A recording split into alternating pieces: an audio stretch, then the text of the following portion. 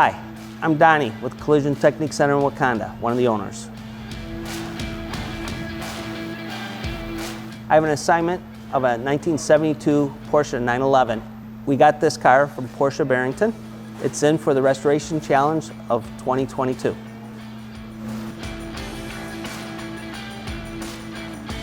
Some of the worst areas that we've seen so far is the headlamp buckets have a lot of rust along the rear window and a little bit of rust towards the bottom of the quarter panels. We'll be stripping all that and doing repairs with the rust to do the necessary things to put a lilac finish back on it.